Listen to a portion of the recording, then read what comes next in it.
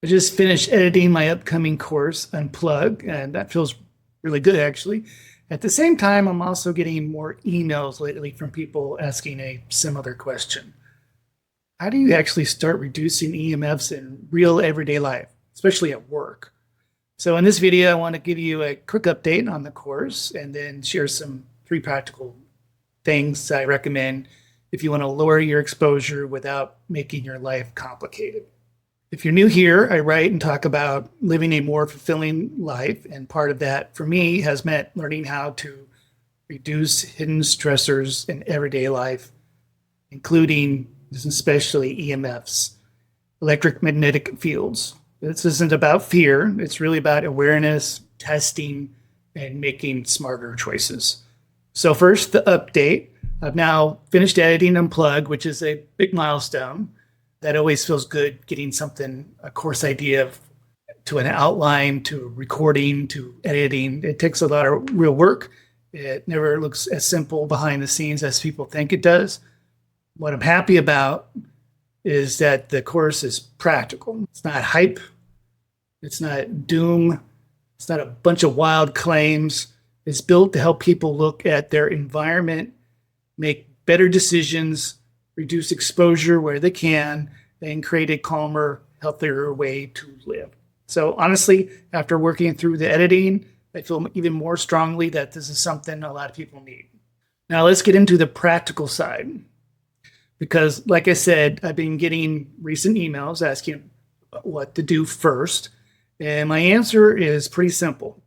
The first thing you want to do that I recommend you do is get an EMF meter.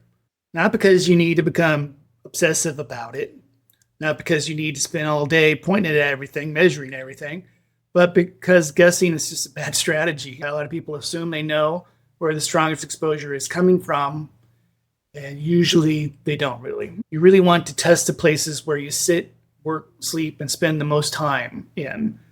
Like test around your desk, test your chair area, test near your bed, test near outlets, routers, extension cords, and devices.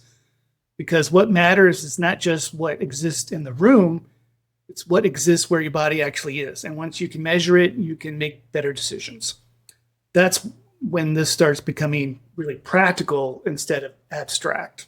Second, you just want to test everywhere you sit. So if you sit, hold your meter and just point it at everything. Your work chair, your reading chair, your couch, your dining chair, if you spend a lot of time there, and anywhere else you tend to settle into for long periods. This is important because exposure adds up when you are stationary and when you stay somewhere a while. A lot of people focus on the wrong thing. They think in terms of the whole house, but I think it makes more sense to think in terms of zones of long exposure. Where do you sit for an hour?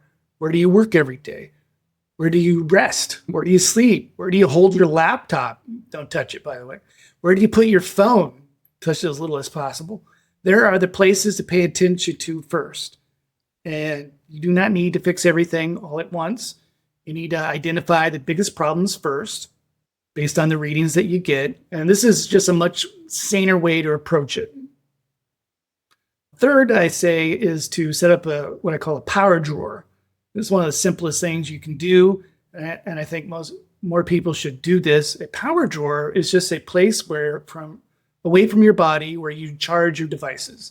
Instead of charging your phone beside you, or while you're holding it, or charging multiple devices on your desk right next to where you sit, give them their own little place, a drawer, a cabinet, a shelf across the room, a dedicated charging station away from where you sleep, work, or relax.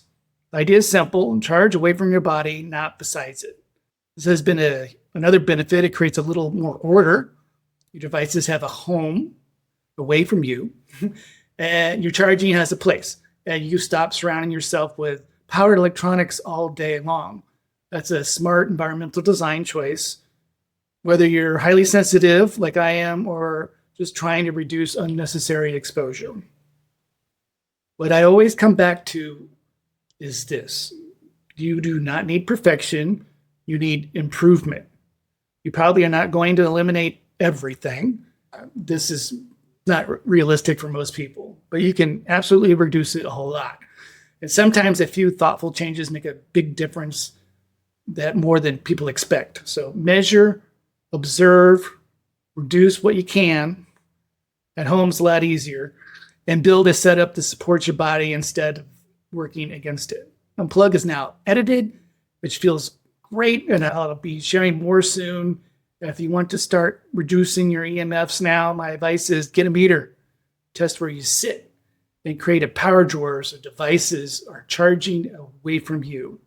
If this topic interests you, subscribe, because I'll be sharing more about unplug, EMF radiation, and really living a more fulfilling life without turning everything into fear and overwhelm.